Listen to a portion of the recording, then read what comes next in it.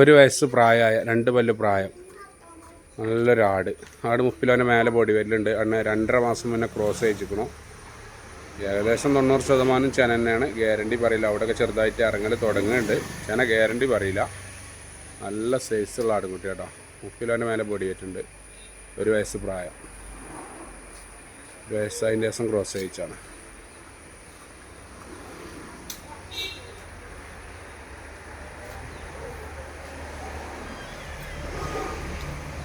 അതെ